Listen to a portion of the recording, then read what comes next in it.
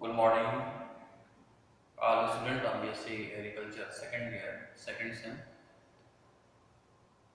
Today my lecture topic on the disease of purple blotch of onion in onion crops. The purple blotch of onion is the most important disease in onion crops. There generally occurs whereas onion crop is grown, such as plainy to hilly region. The onion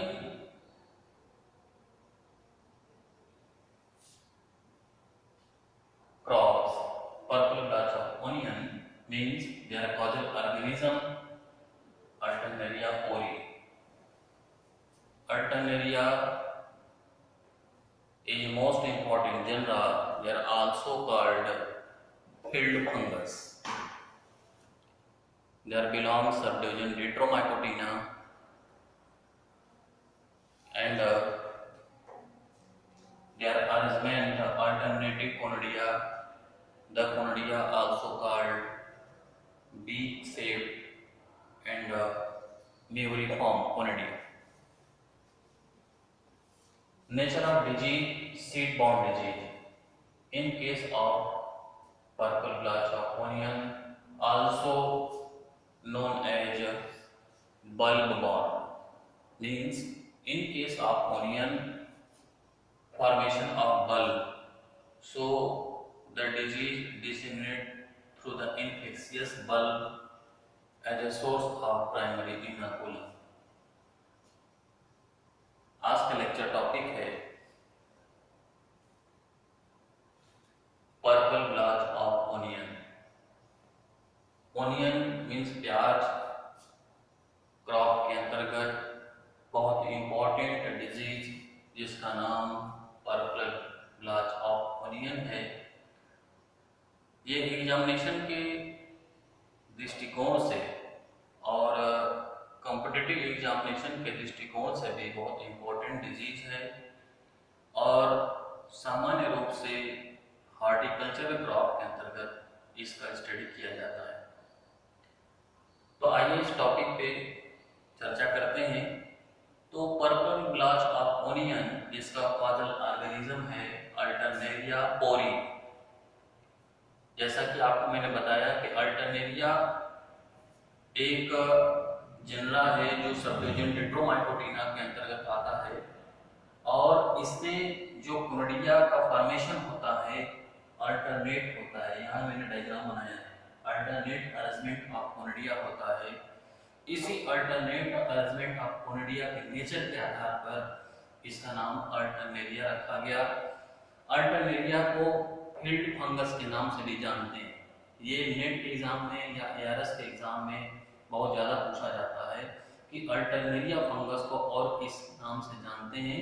तो आज की date में मैंने आपके बीच में ये show off किया कि अल्टरनेरिया को फील्ड फंगस के नाम से भी जानते हैं, जो कि नेट एग्जामिनेशन में बहुत अच्छे तरीके से पूछा जाता है.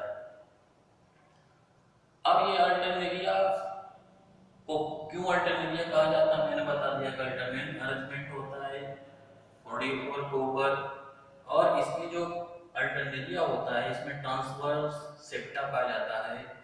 इसी ट्रांसवर्स सेप्टा के प्रेजेंटी के आधार पे इसको हम म्यूरिफॉर्म कोनिडिया के नाम से भी जानते हैं.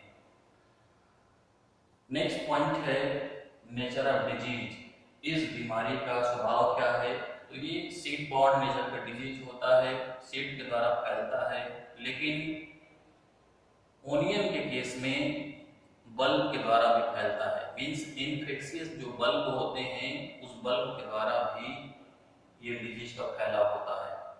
तीसरा पॉइंट है economic importance. Economic importance means आर्थिक महत्व. इस डिजीज का आर्थिक महत्व क्या है. Means this disease prevalently occurs and greatly damage many plants. यह बीमारी सामान्य रूप से बहुत ज़्यादा अलग अलग क्रॉप में डैमेज करता है एज ए डिजीज के रूप में, जिसमें सबसे ज़्यादा मस्टर्ड, कैबेज, कॉलीफ्लावर, टर्निप, तोरिया, राई एंड रेडिश, जो फैमिली ब्रेसिकेसी से बिलोंग करते हैं, मीन्स क्रूसीफेरी इंडिया में। लेकिन इसके अलावा ये जो बीमारी और क्रॉप पे भी आता है, सोलेनेसिस क्रॉप पे भी आता है, इनके साथ ओनियन पे भी आता है।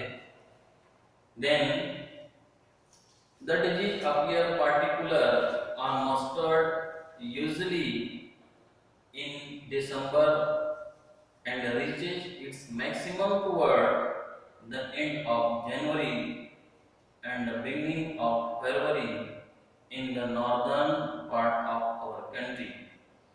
Means mustard crop में ये जो बीमारी होता है जनवरी मंथ में बहुत अधिक संख्या में दिखाई देता है, जो फरवरी लास्ट तक एक वायलेंट स्टेज के रूप में पूरे प्लांट में फैला हुआ दिखाई देता है। और इसके अलावा ये नॉर्दर्न पार्ट में मीन्स उत्तरी पार्ट ऑफ इंडिया में सबसे अधिक देखने को मिलता है। Next, when infection is severally and symptoms appear abundantly the yield is badly affected. जब ये बहुत अधिक संख्या में पूरे क्रॉप को कवर कर लेता है तो इसका सीधा सीधा इसके यील्ड पे प्रभाव डालता है, मीन्स इसका यील्ड ज़्यादा से ज़्यादा लॉस होता है। तो इस तरीके से इसका इकोनॉमिक इम्पोर्टेंस मैंने डिक्लेयर किया कि पर्पल क्लास ऑफ ओनियन एक मोस्ट इम्पोर्टेंट डिजीज है ओनियन ट्री क्रॉप के अंतर्गत।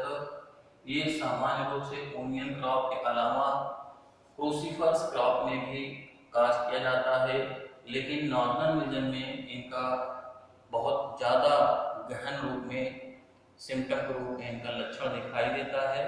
और इनका दिसंबर से लेकर के फरवरी मंथ तक इनका इन्फेक्शन होता है, लेकिन इनिशियल इन्फेक्शन दिसंबर में होता है और वायलेंट स्टेज का जो इन्फेक्शन होता है वो लास्ट जनवरी से एंड ऑफ फरवरी तक होता है।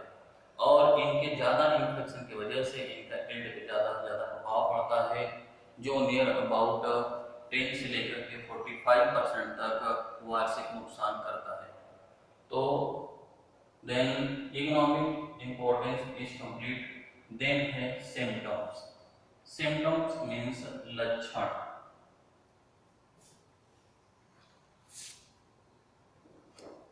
ये इस डिजीज का सिम्टम्स है जो मैं आपको दिखा रहा हूँ, ये सिम्टम्स है। और यहाँ पे इनका पैथोजन के रूप में कोनिडिया है, और ये कोनिडिया के नीचे ये कोनिडियोफोर है और ये माइसीलियम है। तो सिम्टम आप देख रहे हैं कि जो इसका एंटेरियर पार्ट है उस एंटेरियर पार्ट पे इनिशियली स्टेज में लीफ के इंटीरियर पार्ट पे व्हाइट डॉट अपीयरेंस स्पॉट के रूप में आता है। बाद में ये white dot appearance chlorotic symptom बनाता है और ये पत्तियां ऊपर से नीचे की तरफ सूखने लगता है। ये देखिए पूरा ऊपर से लेके नीचे सूखने लगता है और लोअर मूवमेंट की तरफ मूव करता है। इसके साथ साथ जो लीफ का मिडरिफ है, मिडरिफ पे इस तरीके से कॉन्सेंट्रिक रिंग बनाता है। तो ये डायग्राम जो मैंने आपको दिखाया, इस डायग्राम के साथ साथ मैंने ब्लैक बोर्ड पे भी दिखाया है कि इनिशियल स्टेज में ये जो लीफ है, लीफ के इंटीरियर पार्ट पे माइन्यूट व्हाइटिश डॉट्स अपीयरेंस बनते हैं, जो बाद में ग्रे कलर का क्लोरोटिक सिम्टम बनाता है। बाद में ये क्या करता है, डॉट्स अपीयरेंस नीचे की तरफ डाउनवर्ड की तरफ ये मूव करता है। फिर अगले स्टेज मैंने दिखाया है कि ऊपर से इन्फेक्शन लीफ सूखने लगता है, विल्टिंग अपीयरेंस के रूप में ड्राई अपीयरेंस शो करता है और ये डॉट्स अपीयरेंस सेप साइज बनने लगता है और ये कॉन्सेंट्रिक रिंग में टारगेट डॉट अपीयरेंस इस तरीके से मिडरिफ पे दिखाई देते हैं। अगले स्टेज में मैंने दिखाया कि ऊपर का जो इन्फेक्शियस पूरा जो इसका इंटीरियर पार्ट ऑफ लीफ है ये पूरा सूख गया है, सूख करके ड्राई अपीयरेंस नीचे की तरफ बढ़ता हुआ दिखाई दे रहा है और नीचे के जो मिडरी फेस में ओवल ओब्लॉन्ग और बैरियल शेप में कॉन्सेंट्रिक रिंग अपीयरेंस शो करता है। तो ये इसका मेजर सिम्टम्स है। Symptom I will present in English. The first symptoms appears as a minute whited dots on the leaves with irregular chlorotic areas on tip portion. The circular to oblong concentric valvety rings appears in the chlorotic areas. Sometimes yellow halo is seen around lesion. The spot coalesces and the leaves die from tip backward. The disease leaves break at point of infection and hang down. The infection also seen on outer scales of bulb. The seed stalk and the neck, the bulb become dry up and the severely infected crop is dead off. Means पहला symptoms white minute whitish dots या धब्बे के रूप में leaf के ऊपरी भाग में दिखाई देते हैं। इसके बाद इर्रेगुलर रूप में ये बिखरे हुए होते हैं, क्लोरोटिक सिम्टम बनाते हैं जो लीफ के एंटीरियर पार्ट पे होते हैं। ये क्लोरोटिक सिम्टम सर्कुलर होते हैं, ओब्लॉन्ग होते हैं, कॉन्सेंट्रिक वाल्वेटी अपीयरेंस शो करते हैं। कुछ समय बाद ये येलो कलर का होलो अपीयरेंस शो करते हैं सीड पर।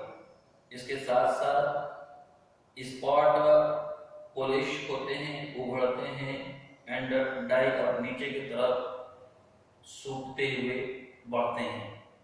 द इन्फेक्शियस जो सीड पॉइंट होता है वो नीचे की तरफ हैंड डाउन सूख करके आगे बढ़ता है।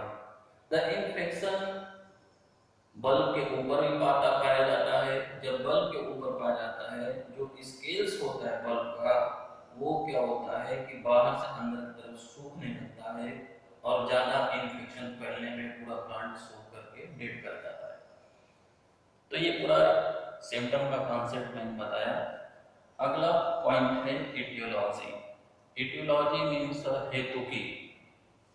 हेतुकी की बात करें तो यहाँ पे मैंने आपको पहले बताया कि जो माइसीलियम यहाँ मैंने बनाया है, ये माइसीलियम सेप्टेट होता है, ब्रांच हाइलाइनिंग होता है, लेटर स्टेज में ब्राउन कलर का हो जाता है।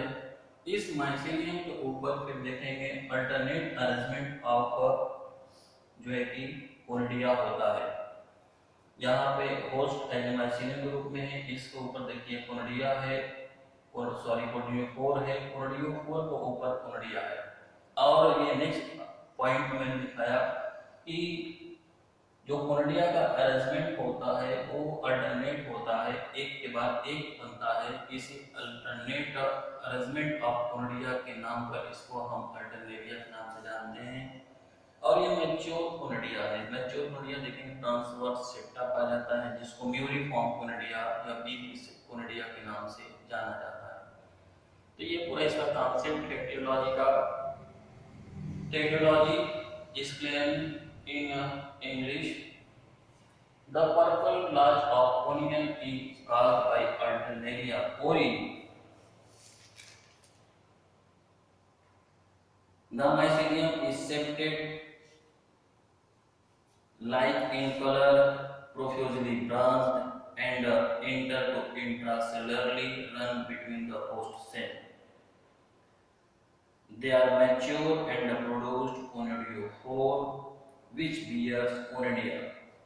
The conidiophore are mostly similar in morphology, but they are generally produced in group from a stroma. The conidia are septate transversely and longitudinally. Obclavate means muriform, produce single or in chain, and beak in shape. The conidia are measuring about 125 to 225 into 16 to 28 micrometer in size on maturity। ये आपको English में मैंने aetiology present करके दिखाया और एक पूरा diagram ये मैंने ब्लैक बोर्ड बनाया है, इसको आप लोग बना लीजिएगा, सिम्टम का बना लीजिएगा, एटियोलॉजी बना लीजिएगा। फिर अगला पॉइंट है डिजीज साइकिल। डिजीज साइकिल तो प्राइमरी सर्वाइवल इनोकुलम के रूप में इन्फेक्शियस सीड और बल्ब के रूप में फैलता है, प्राइमरी इन्फेक्शन होता है through conidia. And the secondary survival inoculum ये मैच्योर विंड कोनिडिया के द्वारा होता है। Means mature conidia disseminated through wind. यहाँ पे मैंने आपको दिखाया ये मैच्योर कोनिडिया है। ये इन conidia as a source of primary inoculum के रूप में सीड या बल्ब के रूप में बल्ब के अंदर पाए जाते हैं और प्राइमरी इन्फेक्शन काज करते हैं। सेकेंडरी इन्फेक्शन भी ये मैच्योर कोनिडिया विंड के द्वारा हेल्दी क्रॉप पर पहुंचते हैं और इन्फेक्शन काज करते हैं। तो इस तरीके से क्योंकि मैंने डेट्रोमाइकोटिना का बहुत ढेर सारे डिजीज आपके बीच में प्रेजेंट किया है, आई थिंक आप सभी लोगों को डिजीज साइकिल पता होगा। फिर ओरली में बता देता हूँ कैसे चलता है। Mature conidia survive in seed और बल्ब। इन फेवरेबल कंडीशन मिलते ही एक्टिव फेज में आता है और कोनिडिया एक्टिव होने के बाद जर्मिनेट करता है, फिर जर्मोट्यूब डेवलप करता है, फिर वो होस्ट में इन्फेक्शन काज करता है। ये इन्फेक्शन प्राइमरी इन्फेक्शन कहलाता है। इसके बाद माइसीलियम बनता है, माइसीलियम के ऊपर कोनिडियोफोर बनता है, कोनिडियोफोर के ऊपर कोनिडिया बनता है। फिर ये कोनिडिया मैच्योर कोनिडिया विंड के द्वारा हेल्दी क्रॉप पे पहुंचता है, फिर जर्मिनेशन करता है, फिर जर्मोट्यूब डेवलप करता है, फिर इन्फेक्शन काज करता है। ये infection secondary disease infection cycle कहलाता है और ये सेकेंडरी इन्फेक्शन कंटिन्यू चलता रहता है जब तक होस्ट की अवेलेबिलिटी फील्ड में होता है। हार्वेस्टिंग स्टेज में फिर माइसीलियम के ऊपर जो कोनिडिया होता है वो सीड के ऊपर या बल्ब के अंदर सर्वाइव कर जाता है as a source of primary inoculum के रूप में। तो इस तरीके से इनका डिजीज साइकिल कंटिन्यू चलता रहता है। नेक्स्ट पॉइंट है control measures. Control measures means पहला कल्चरल कंट्रोल मेजर्स। कर्षण क्रियाओं के द्वारा कैसे इसका प्रबंध करेंगे आप। Point number first, in case of cultural control measures, field sanitation and crop rotation should be applied inside the main field. Point number second, healthy seeds or bulb should be used for planting. Next, before sowing of seeds, mulching of soil should be preferred. Point number fourth, deep plowing apply inside the main field in the month of May to June. Point number fifth, around the main field, alternate or wild host should be removed and destroyed. Then second है chemical control measure. Chemical control measures. In chemical control measures, point number 5, first,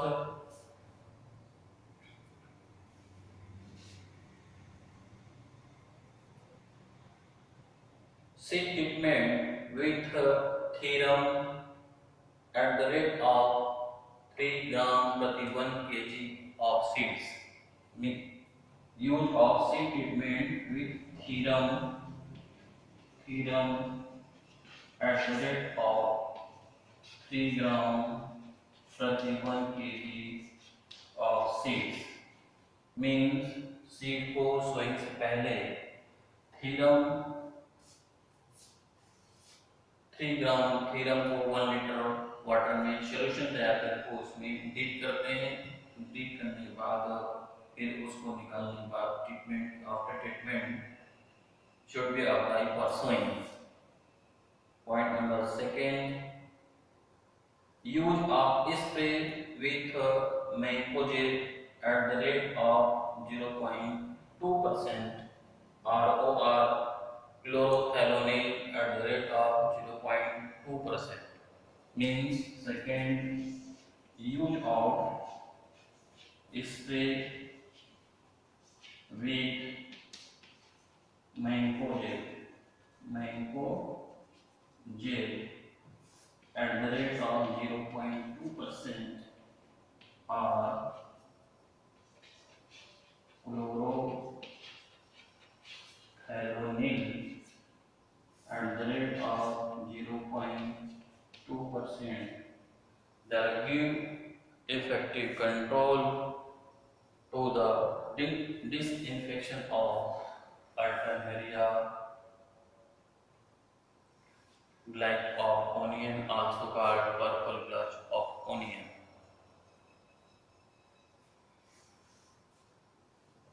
Today my lecture topic the purple blotch of onion is finally finished. So next lecture topic I will attend in tomorrow. Then final lecture topic is completed. That's all.